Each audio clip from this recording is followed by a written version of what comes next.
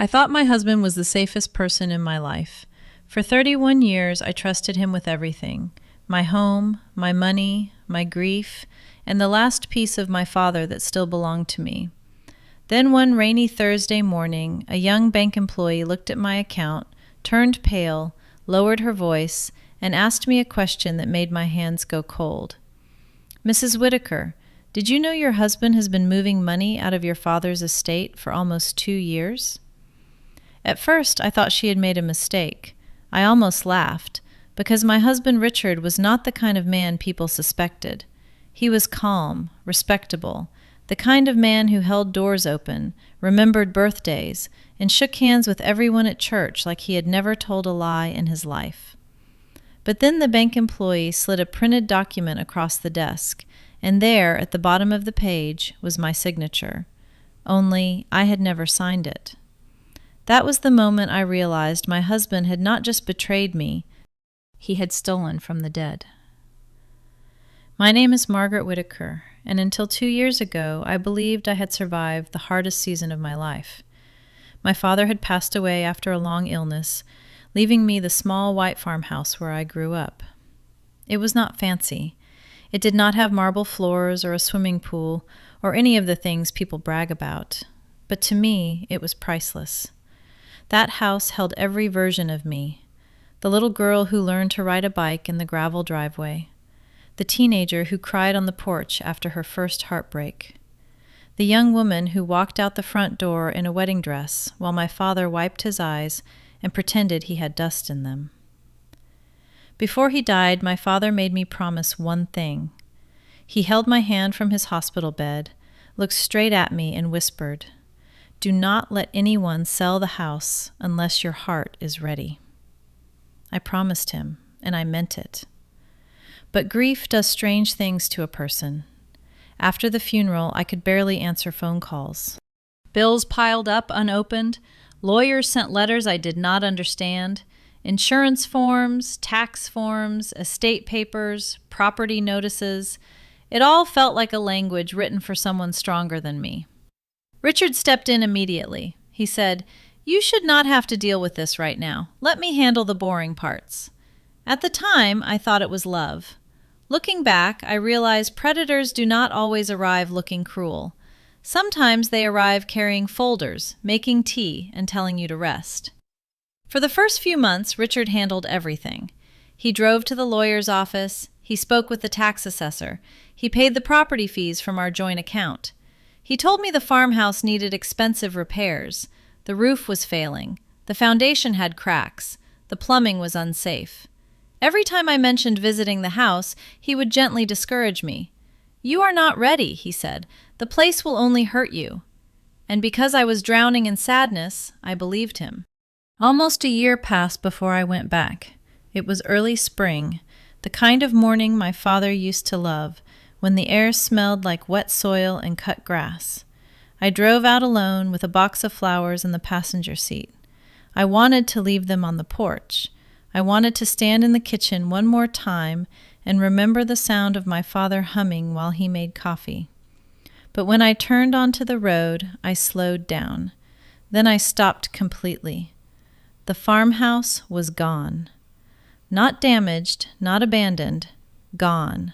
The white paint had been replaced with pale blue siding. The old porch swing was missing.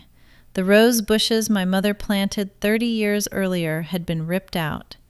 A red SUV sat in the driveway. Children's bicycles leaned against the fence. For a moment, I thought I had turned onto the wrong road. I checked the mailbox. Same number, same property, same land. But my childhood home no longer looked like mine. I sat in my car so long that a woman finally stepped out onto the porch. She was maybe 40 years old, wearing a cream sweater and holding a coffee mug. She looked confused, then concerned. "Can I help you?" she called. I opened my door, but my legs felt weak. I asked her if she knew who owned the property. She smiled politely and said, "We do. We bought it last year." Last year. The words hit me harder than any slap. I told her there must be a mistake. I explained that the house belonged to my father and that after he passed away, he left it to me. Her expression changed. Not guilt, not anger, fear. She said, "Your husband sold it to us." My husband. I remember laughing once, sharply, because my brain could not process what she had just said. She disappeared inside and came back with a folder. Inside were copies of closing documents, sale papers, and a deed transfer. Richard's name appeared as the authorized representative. My name appeared as the property owner, and at the bottom, again, was my signature. It looked almost perfect. Almost. But there was one thing wrong. My father had always teased me about my handwriting because I never crossed the letter T in my middle name. On every real document I had ever signed, my middle name looked unfinished. On this paper, the T was crossed cleanly, carefully, like someone had studied my handwriting, but not my habits. I drove home in silence. I do not remember the road. I do not remember parking. I only remember walking into the kitchen and finding Richard at the counter, buttering toast like it was any ordinary morning. I placed the folder in front of him. He looked down. Then he looked at me. And for the first time in 31 years, I watched my husband calculate which lie would save him fastest. He chose the soft one first. "Margaret," he said, "I was going to tell you." I asked him when. After I died? After the buyers tore down every memory I had left? He sighed and rubbed his forehead, as if I was the one making things difficult. He said the house was becoming a financial burden. He said I was too emotional to make a rational decision. He said he had done what was best for both of us. Then he said something I will never forget. "Your father would have understood." That was when something inside me went completely still. Not loud, not dramatic, just cold. Because my father had trusted Richard.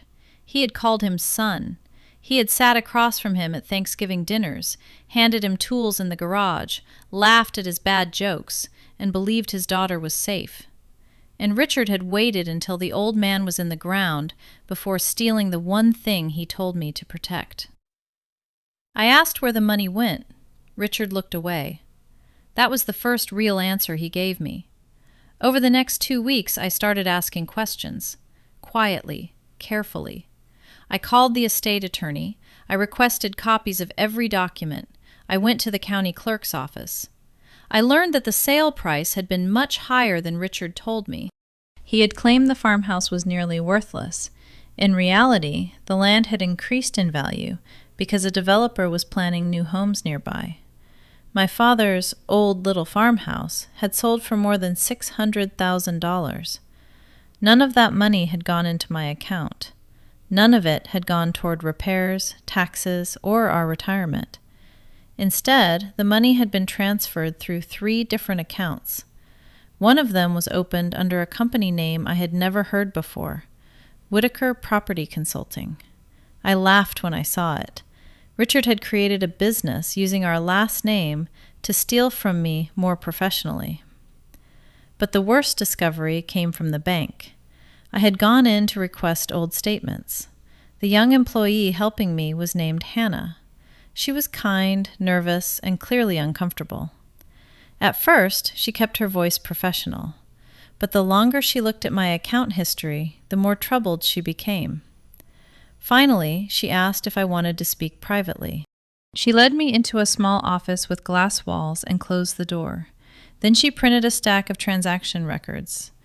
There were transfers I had never approved, withdrawals I had never made, payments to a luxury apartment complex 2 towns over, monthly checks to a woman named Vanessa Cole, and a college tuition payment for someone named Adrian Cole.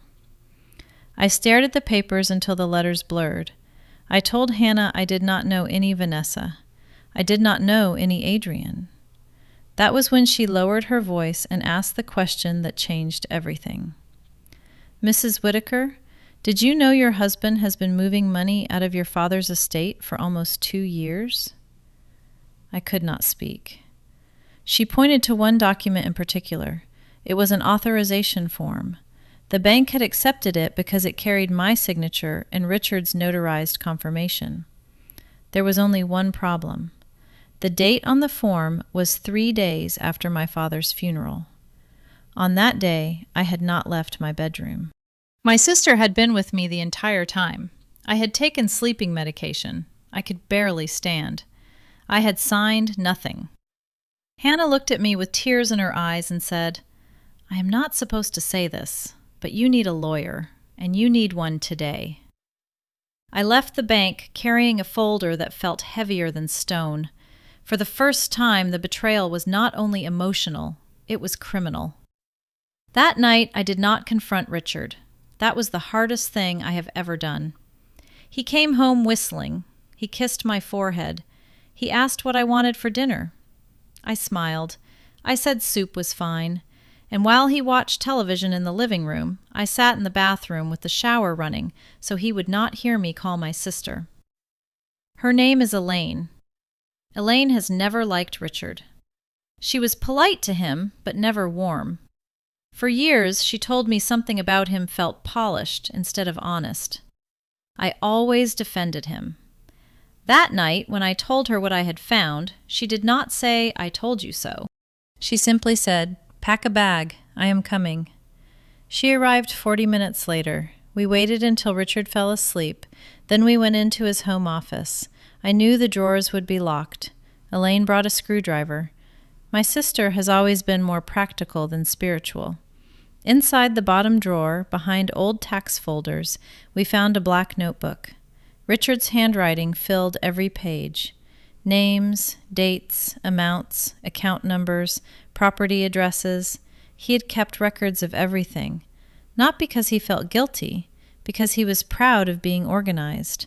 That notebook showed nearly every dollar from the farmhouse sale. Some had gone to Vanessa Cole. Some had gone to Adrian Cole. Some had paid for vacations, jewelry, a leased car, a private school donation. And one line froze my entire body. The condo deposit, paid in full. Vanessa had a condo, paid for with my father's house. The next morning, I followed the address from the bank records. I parked across the street from a modern apartment building with balconies and security gates. After 20 minutes, Richard's car pulled in. He got out wearing the navy jacket I had bought him for our anniversary. He looked around once, then walked inside. A few minutes later, a woman came onto a balcony on the 4th floor. She had dark hair, red lipstick, and my mother's pearl earrings. My mother's earrings. The same earrings I thought I had lost after the funeral. The same earrings my father gave my mother on their 20th anniversary. The same earrings Richard told me he had searched everywhere for. Vanessa Cole was wearing them while drinking coffee on a balcony my inheritance had paid for. I do not remember deciding to get out of the car. I only remember standing in front of the building, pressing the buzzer, and hearing her voice through the speaker. "Yes?" I said, "This is Margaret Whitaker." There was silence. Then the line went dead. I waited. A few seconds later, Richard burst through the front doors. His face was red, not ashamed, furious. He grabbed my arm and hissed, "What are you doing here?" I looked past him and saw Vanessa standing in the lobby, and behind her stood a young man, maybe 20, tall, brown hair, Richard's eyes. I knew before anyone said a word.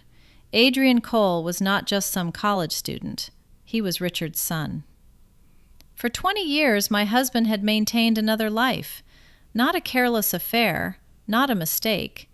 A second family, a second home, a second future. And he had funded all of it with money stolen from my dead father. Richard tried to pull me toward the parking lot, but I stepped back.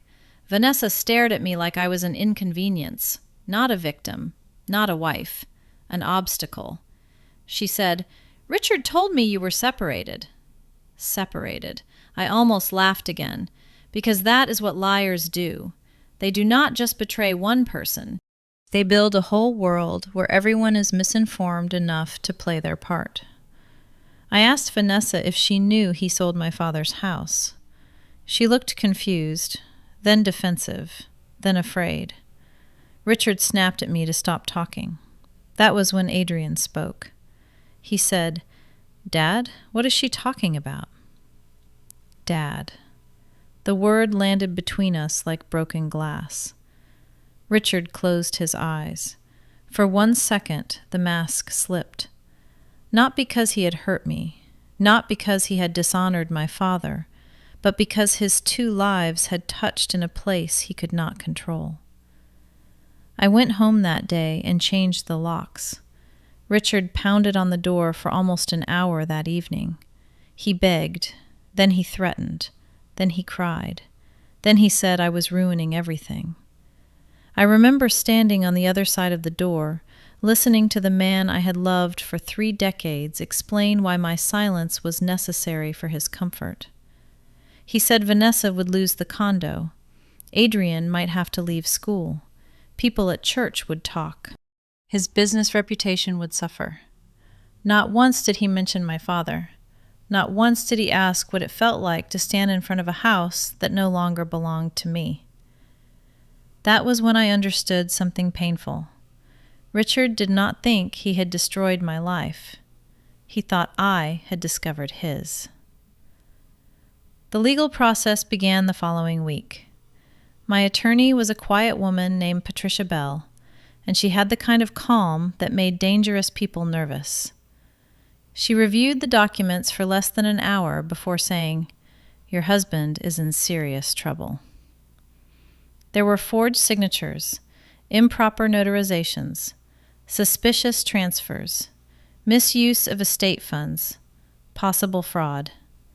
The notary who had approved the paperwork turned out to be an old golfing friend of Richard's. When Patricia contacted him, he suddenly remembered that he had not personally witnessed me sign anything. He had trusted Richard. That phrase appeared again and again. People trusted Richard.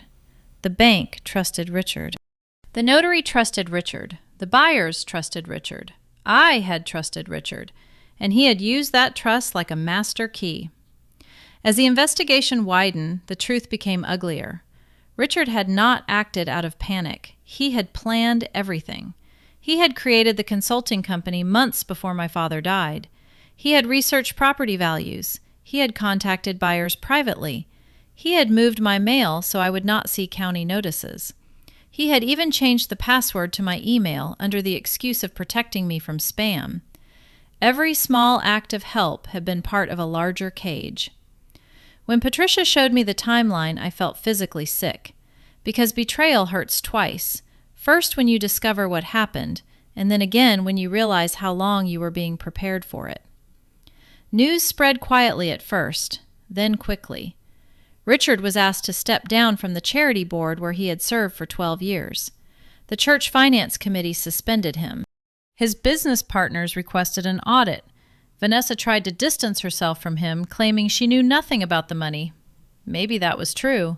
Maybe it was not. By then, I no longer cared. But Richard cared very much. The life he had built on my silence was collapsing because I had finally started telling the truth. One evening, 3 months into the case, he showed up at my house. It was raining. I remember that because he stood on the porch without an umbrella, soaked and shaking with anger. I opened the door only because my sister was inside with me. Richard pushed past me anyway. He looked thinner, older, meaner. He said I needed to withdraw the complaint. He said we could settle privately. He said I was being vindictive. Then he said the sentence that removed the last trace of pity from my heart. "Your father is dead, Margaret. That house was not doing anyone any good." Elaine stepped between us before I could move. She told him to leave. Richard laughed in her face. Then he raised his hand. He did not get the chance to use it. My neighbor, Thomas, had seen Richard's car and walked over because he knew I was afraid of him. Thomas is a retired police officer. Quiet man, kind eyes, widower, the sort of neighbor who fixes loose porch railings without making a performance out of it. He stepped into the doorway and said, "You heard her. Leave." Richard tried to argue. Thomas did not raise his voice. He simply pulled out his phone and said, "Then I will call this in."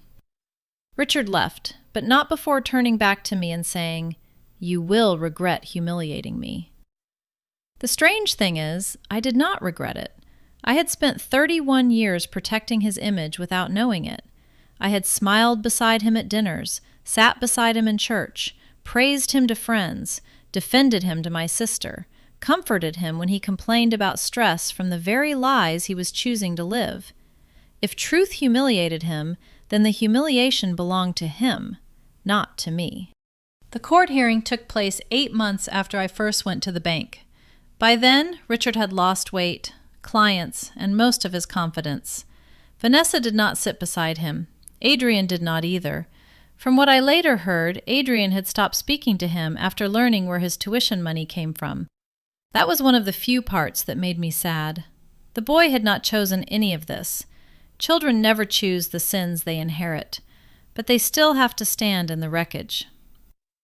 In court, Patricia presented everything: the forged signatures, the bank records, the notebook, the payments, the condo, the earrings.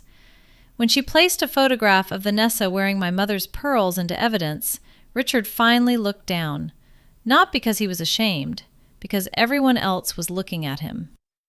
The judge asked him whether he wished to dispute the records. Richard's attorney whispered to him. Richard said no, just one word: no. After decades of lies, the truth took less than a second. The judge ordered financial restitution. The condo was placed under review as an asset purchased with misappropriated funds. Richard's accounts were frozen. The sale of the farmhouse was legally challenged. The buyers were innocent, so I did not try to punish them. They had children. They had bought a home in good faith. My father would not have wanted another family thrown into the street because Richard had deceived everyone. Instead, the court awarded me the value of the property, penalties, and additional damages. Richard also faced a criminal investigation for fraud. His business partners cut ties. The charity released a public statement. The church removed him from leadership. For a man who lived on reputation, it was a slower kind of death. The most unexpected moment came after the hearing. I was standing outside the courthouse when Adrian approached me. He looked nervous, ashamed, too young to carry the weight in his face. He said, "I did not know." I told him I believed him. Then he opened his hand. Inside were my mother's pearl earrings. He said Vanessa had taken them off the night everything came out, and he could not stand seeing them in that condo anymore. I held them in my palm and cried harder than I had cried in months. Not because of the jewelry, because for the first time, someone from Richard's other life returned something instead of taking more. A year has passed since then. I no longer live in the house Richard and I shared. I sold it, not because he forced me to, because I chose to. I bought a smaller home with a garden and a yellow kitchen. My sister says it looks like a place where healing would live if healing needed an address. Thomas still checks on me. Sometimes we drink coffee on the porch. Sometimes we talk about our spouses. His wife died honestly. My marriage died by exposure. There is a difference. But grief recognizes grief, even when it comes from different doors. I do not know what will happen between us. And for once in my life, I am not rushing to define anything. I spent too many years living inside someone else's secrets. Now I like simple things: clear mornings, paid bills, quiet dinners, doors that lock, documents with my real signature, and the feeling of knowing that no one is moving pieces of my life behind my back. As for Richard, the last I heard, he was living in a rented room outside town. Vanessa left him after the money disappeared. His son refuses his calls. His business is gone. The men who once shook his hand at church now cross the street to avoid him. People sometimes tell me that is karma. Maybe it is. But I think karma is not always lightning. Sometimes karma is paperwork. Sometimes karma is a bank employee who notices one strange transfer. Sometimes karma is a sister with a screwdriver. Sometimes karma is a dead father's promise refusing to stay buried. And sometimes karma is simply the moment a liar realizes the person he underestimated kept standing long enough to tell the truth. People ask if I regret trusting Richard for 31 years. I used to say yes. Now I say no, because regret still gives him too much space in the story. I regret the pain. I regret the years I spent defending a man who was quietly destroying me. I regret that my father died believing Richard would protect me. But I do not regret who I was. I was loyal. I was loving. I was honest. Those are not mistakes. The mistake was believing Richard shared those values just because he benefited from mine. The farmhouse is gone now. The porch swing is gone. The rose bushes are gone. The white paint is gone. But my father's promise survived. Not in the walls, not in the land, in me. Richard thought selling that house would erase the last thing my father gave me. He was wrong. My father gave me more than a house. He gave me a backbone. And when the truth finally came, I used it. The most shocking part was not that my husband stole my inheritance. It was that he truly believed my grief had made me weak enough to let him keep it. But grief did not make me weak. It made me quiet. And while Richard mistook my silence for surrender, the truth was already waiting. In a bank record, in a forged signature, in a black notebook, in a pair of pearl earrings, and in the hands of every person he thought would never speak. For 31 years, I thought I was married to a good man. Then I discovered he had built a second life from the ruins of mine. But in the end, the house he stole became the evidence that destroyed him, and the woman he underestimated became the witness who survived him.